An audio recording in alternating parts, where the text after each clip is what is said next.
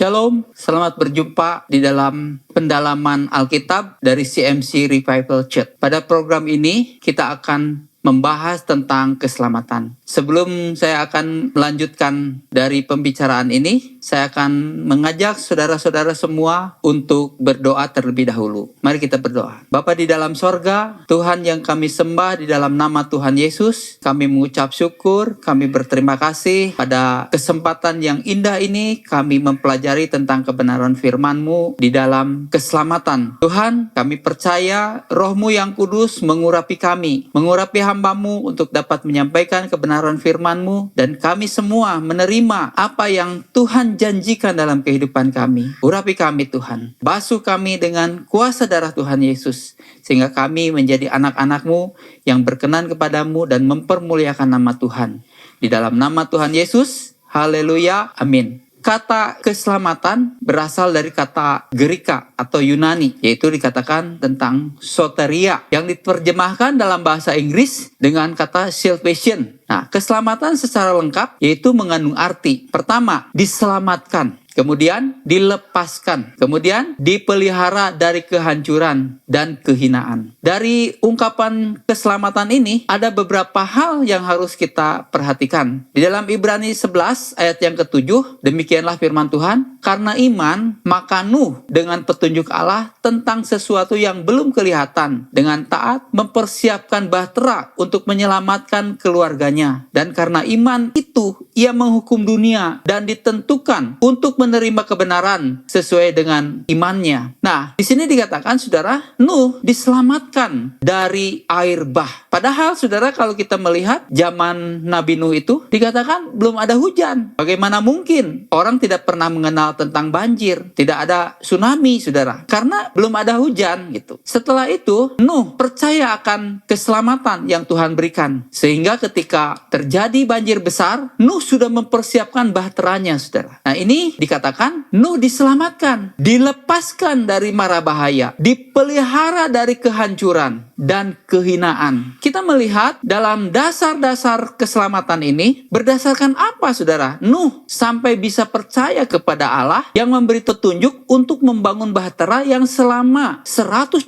tahun dibangunnya. Ini sangat unik, saudara. Bagaimana mungkin orang yang belum mengenal tentang Allah secara nyata, tapi dia begitu percaya akan petunjuk Allah, sehingga dia mau menyisihkan waktu atau membuang waktu untuk membangun bahtera selama 120 tahun. Nah, inilah, saudara, inilah dasar keselamatan. Diselamatkan dan dilepaskan, dipelihara dari kehancuran dan kehinaan. Ini yang pertama, saudara. Kemudian yang kedua, saudara, di mana dikatakan diselamatkan dari musuh-musuh. Nah, di dalam Lukas pasal 1 ayat yang ke-67 sampai 71 dikatakan, dan Zakaria ayahnya penuh dengan Roh Kudus, lalu bernubuat, terpujilah Tuhan Allah Israel, sebab ia melawat umatnya dan membawa keselamatan baginya. Ia menubuhkan sebuah tanduk keselamatan bagi kita dalam keturunan Daud hambanya itu, seperti yang telah difirmankannya sejak purbakala oleh mulut nabi-nabi yang kudus, untuk melepaskan kita dari musuh-musuh kita dan dari tangan semua orang yang membenci kita. Yang kedua dikatakan diselamatkan dari musuh-musuh. Keadaan pada waktu itu, orang Israel sedang dijajah oleh kekaisaran Roma, saudara. Disitulah pajak menghempit, hasil bumi dirampas, saudara, hidup rakyat yang sangat sengsara. Dan bukan hanya sekedar Israel dijajah oleh Roma, saudara, bahkan negara-negara yang lain. Dari pertama Nebukadnezar, saudara, kemudian kesininya ada 7 negara yang sudah menjajah keberadaan Israel. Yang terakhir adalah kekaisaran Roma di sana. Tapi, saudara, firman Tuhan mengatakan begini, Tuhan menyelamatkan dari musuh-musuhnya. Diselamatkan dari musuhnya. Ini berarti, saudara, ada rencana Tuhan dalam kehidupan kita. Kita punya musuh, saudara, yaitu iblis, setan, saudara, roh-roh jahat yang ingin menghancurkan, yang ingin mengintimidasi, yang ingin menguasai kehidupan kita. Senantiasa kita diancam, senantiasa kita mengalami aniaya-aniaya yang tidak kelihatan dalam hidup kita. Kerohanian kita dihempit, saudara. Nah, inilah Tuhan menginginkan kita supaya tidak dijajah lagi. Kita diselamatkan dari penjajahan-penjajahan kerohanian kita. Roh kita diintimidasi, roh kita dijajah, roh kita dianiaya, roh kita menderita luka-luka, saudara. Itu semua orang yang berdosa ada di bawah kekuasaan iblis, kekuasaan setan. Nah, dengan demikian, ketika kita percaya kepada Allah, kita diselamatkan dari penjajahan-penjajahan musuh-musuh kita, saudara. Itu yang kedua. Yang ketiga, saudara, yang ketiga dikatakan diselamatkan dari dosa-dosa. Roma 10 ayat yang ke-1 dikatakan, saudara-saudara, keinginan hatiku dan doaku kepada Tuhan ialah supaya mereka diselamatkan. Artinya, saudara, diselamatkan dari dosa-dosa. Kita orang-orang yang berdosa, saudara. Warisan dari Adam. Ketika Adam diciptakan segambar dan serupa dengan Allah di Taman Eden. Di sanalah, saudara, mereka mengalami kebahagiaan yang luar biasa. Maksudnya Adam dan Hawa, saudara. Mereka tidak mengalami kesusahan di dalam kehidupan. Semua disediakan Allah. Semua serba indah. Tidak ada sesuatu pun sakit penyakit dalam kehidupan mereka. Tapi ketika mereka jatuh dalam dosa, di sanalah dosa menguasai kehidupan mereka. Di sanalah dosa menghempit semua kehidupan mereka. Jadi, dengan demikian, di dalam kebenaran firman Tuhan ini, Tuhan mau kita diselamatkan dari dosa-dosa. Seperti yang dikatakan oleh Paulus, ya saudara, di dalam kehidupan kita sudah kehilangan kemuliaan Allah. Gambar Allah yang ada di dalam diri kita sudah rusak, sudah hancur karena dosa, saudara. Dosa yang makin lama di dalam dunia ini makin berat, makin banyak, makin menghempit, makin menyengsarakan kehidupan manusia. Dengan demikian, Tuhan menginginkan kita diselamatkan dari dosa-dosa. Roma 10 ayat yang ke-9 dan yang ke-10 dikatakan, sebab jika kamu mengaku dengan mulutmu bahwa Yesus adalah Tuhan dan percaya dalam hatimu bahwa Allah telah membangkitkan dia dari antara orang mati, maka kamu akan diselamatkan. Karena dengan hati orang percaya dan dibenarkan, dan dengan mulut orang mengaku akan diselamatkan. Jadi saudara, ini ada dua tahap. Dua tahap tentang keselamatan. Dalam Roma 10 ayat 9 dan 10 itu dikatakan, kalau kita mengaku dengan mulut kita, percaya di dalam hati kita bahwa Allah telah membangkitkan Yesus dari antara orang mati, maka kamu akan diselamatkan. Karena dengan hati orang percaya dan dibenarkan, dan dengan mulut orang mengaku akan diselamatkan. Ini artinya, saudara, kita perlu mengakui bahwa Yesus adalah Tuhan yang sudah mati di kayu salib dan bangkit dari antara orang mati. Dengan demikian, ketika kita di dalam hati kita percaya, dengan mulut kita mengaku bahwa Yesus adalah Tuhan, kita akan menerima keselamatan yang kekal, yang Tuhan sudah janjikan dalam hidup kita. Kemudian yang keempat dikatakan, dibebaskan dari perbudakan. Nah, di dalam Kisah Rasul 7 ayat yang ke-25, saudara, ketika Stefanus akan dihukum rajam oleh orang-orang Yahudi pada waktu itu, Stefanus penuh dengan roh. Dia menceritakan tentang bagaimana Bapak Abraham melahirkan Ishak, Ishak melahirkan Yakub, Yakub melahirkan 12 bersaudara. Salah satunya adalah Yusuf, saudara. Setelah terjadi kesuburan 7 tahun, kemudian kelaparan 7 tahun yang dialami oleh Yusuf pada waktu itu. Kemudian orang-orang Israel yang berjumlah 70 orang, mereka berpindah dari Kanaan kuno ke Mesir, saudara. Nah, ketika di Mesir itulah, saudara, setelah Yusuf meninggal, Raja Firaun yang muncul itu tidak mengenal lagi tentang keberadaan Yusuf. Di sanalah, saudara, terjadi mereka diperbudak, dijajah, dirampas, saudara, kekayaan mereka. Mereka dikerjakan supaya kerja rodi yang begitu luar biasa menindas mereka. Mereka jatuh sengsara, saudara. Mereka jatuh sengsara dan tidak mempunyai apapun, saudara, ketika mereka hidup di Mesir itu.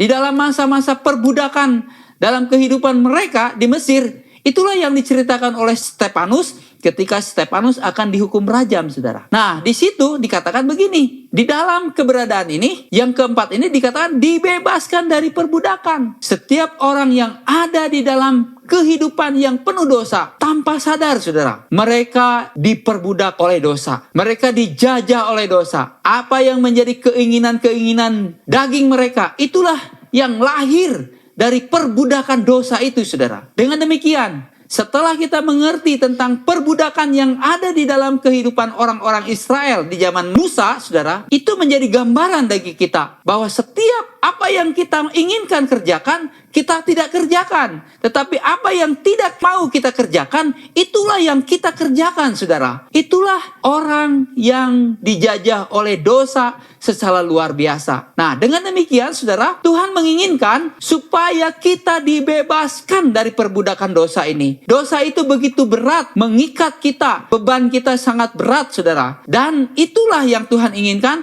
kita dibebaskan dari dosa. Kemudian saudara, yang kelima, dikatakan tubuh dan kehidupan yang sehat. Tuhan menginginkan saudara, setiap kita mempunyai tubuh yang sehat, kehidupan yang sehat, baik secara rohani yang sehat, baik secara jasmani yang sehat, baik secara ekonomi yang sehat, baik secara keluarga yang sehat, baik hubungan-hubungan dengan saudara, dengan bapak, dengan ibu, dengan siapapun. Kita mempunyai hubungan yang sehat, saudara. Kita lihat saudara di dalam Kisah Rasul pasal yang ketiga, ayat yang ke-6 sampai yang ke-8. Ketika Petrus berkata, emas dan perak tidak ada padaku, tetapi apa yang kupunyai, kuberikan kepadamu. Demi nama Yesus Kristus orang Nazaret itu, berjalanlah. Lalu ia memegang tangan kanan orang itu dan membantu dia berdiri. Seketika itu juga kuatlah kaki dan mata kaki orang itu. Ia melonjak berdiri, lalu berjalan kian kemari dan mengikuti mereka ke dalam bait Allah. Berjalan dan melompat-lompat serta memuji Allah. Saudara, digambarkan begini. Di dalam kehidupan orang yang lumpuh, yang senantiasa meminta-minta di depan bait Allah, saudara, itu digambarkan Tuhan menginginkan setiap orang mempunyai hidup yang sehat, mempunyai tubuh yang sehat, mempunyai kerohanian yang sehat, saudara, mempunyai ekonomi yang sehat. Nah, sekarang di dalam keberadaan kita sebagai orang-orang yang belum percaya atau yang sudah percaya, saudara, masih ada ikatan-ikatan yang sangat mengikat kita, saudara, di dalam kesehatan, baik hubungan kita dengan Tuhan, baik hubungan kita dengan sesama, baik tubuh kita, saudara, baik kehidupan kita, baik kerohanian kita, yang senantiasa ada belenggu-belenggu itu. Nah, sekarang dengan kita percaya kepada Kristus, Tuhan menginginkan tubuh manusia, tubuh kita, kehidupan kita, ekonomi kita, saudara, kerohanian kita menjadi sehat di hadapan Tuhan, menjadi sempurna di hadapan Tuhan, dan kita menjadi berkat, menjadi saluran berkat bagi orang-orang yang belum percaya di dalam Tuhan. Baik, saudara, kita lanjut yang ke-6. Diselamatkan dari penderitaan fisik. Kita melihat, saudara, di dalam Kisah Rasul 4 ayat yang ke-10 sampai yang ke-12. Maka ketahuilah oleh kamu sekalian dan oleh seluruh umat Israel bahwa dalam nama Yesus Kristus orang Nazaret yang telah kamu salibkan, tetapi yang telah dibangkitkan Allah dari antara orang mati, bahwa oleh karena Yesus itulah orang itu berdiri dengan sehat sekarang di depan kamu. Yesus adalah batu yang dibuang oleh tukang-tukang bangunan, yaitu kamu sendiri, tetapi ia telah menjadi batu penjuru, dan keselamatan tidak ada di dalam siapapun juga selain di dalam Dia. Sebab di bawah kolong langit ini tidak ada nama lain yang diberikan kepada manusia yang olehnya kita dapat diselamatkan. Saudara, dikatakan begini, orang yang lumpuh itu sudah berjalan, saudara, mengikuti Petrus masuk ke dalam bait Allah. Terjadi keselamatan, terjadi kesembuhan, terjadi mujizat yang dinyatakan di dalam Yesus Kristus Tuhan. Nah, intinya, saudara, diselamatkan di dalam kehidupan kita bukan hanya sekedar fisik, saudara, tetapi harus juga tentang kerohanian kita yang harus dipulihkan, yang harus diselamatkan, yang harus senantiasa menerima kebenaran-kebenaran firman Tuhan dalam hidup kita. Yaitu, saudara, kita bukan hanya diselamatkan secara fisik, tetapi harus secara roh juga kita menerima keselamatan yang daripada Tuhan. Ini artinya, saudara, Tuhan menginginkan kita diselamatkan secara sempurna di dalam Tuhan Yesus. Yang ke-7, saudara, yang terakhir dikatakan, ya saudara, diselamatkan sampai ke akhir. Diselamatkan sampai akhir. Dibebaskan dari segala kutuk dan maut, saudara. Ya, dikatakan diselamatkan sampai akhir.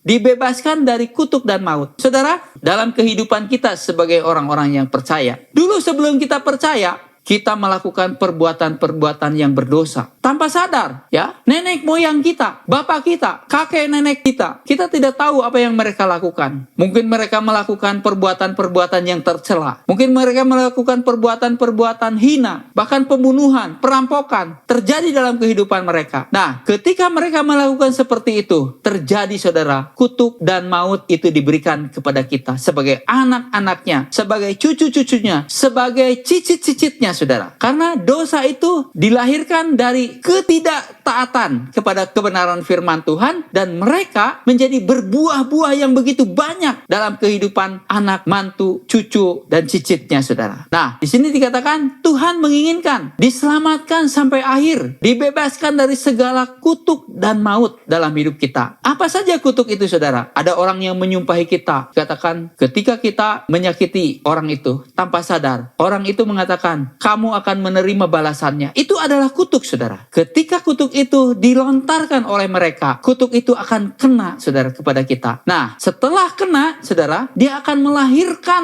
kesakitan, melahirkan maut dalam hidup kita. Oleh sebab itu, kita harus datang kepada Tuhan. Kita harus mau percaya kepada Kristus, karena kutuk dan maut, ya, itu hanya dapat diputuskan hanya di dalam Yesus Kristus Tuhan. Kemudian, jadi saudara, keselamatan tidak dibatasi hanya pada penebusan atau pengampunan dosa saja. Pengertian keselamatan dalam Alkitab mengandung makna yang sangat luas, yaitu saudara, orang yang percaya telah diselamatkan. Ya, saudara, kalau saudara sudah percaya kepada Kristus, saudara yakinlah bahwa saudara sudah diselamatkan. Kalau belum, saudara, inilah saatnya. Saudara harus percaya kepada nama Yesus Kristus yang sanggup menyelamatkan kita, baik dari segala sesuatu yang dapat senantiasa menimpa kita, saudara. Kemudian yang kedua, saudara, dikatakan sedang diselamatkan. Tadi, saudara, orang percaya telah diselamatkan. Diselamatkan dari mana, saudara? Dari dosa-dosa, dari pelanggaran, dari kutuk, dari maut yang diberikan oleh kuasa-kuasa kegelapan ketika kita belum percaya, ketika kita masih berhidup di dalam dosa. Nah, sekarang kita sudah diselamatkan. Untuk itu, yang kedua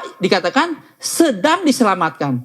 Kita tiap hari, saudara, sedang diselamatkan oleh Tuhan. Ya, diselamatkan dari mana? Dari perbuatan-perbuatan dosa, dari pikiran-pikiran, dari kehendak, dari niat. Kita senantiasa mempunyai keinginan untuk melakukan dosa. Disitulah Tuhan melakukan pekerjaan yang tak kelihatan dalam hidup kita. Kita sedang diselamatkan dari segala dosa, dari segala keterpurukan, dari segala kehinaan yang akan menimpa kita, saudara. Dan itulah Tuhan sedang lakukan ketika kita percaya kepada Kristus. Yang ketiga dikatakan akan diselamatkan. Akan diselamatkan dari mana, saudara? Dari kematian yang begitu mengerikan, saudara. Dari kematian yang begitu mengerikan. Mari kita baca di dalam 2 Korintus 1 ayat yang ke-10, saudara. Ya, dikatakan diselamatkan dari kematian. Dari kematian yang begitu ngeri, ia telah dan akan menyelamatkan kami. Ya, kepadanya kami menaruh pengharapan kami bahwa ia akan menyelamatkan kami lagi, saudara. Jadi artinya begini, di dalam kehidupan kita, saudara, satu, kita diselamatkan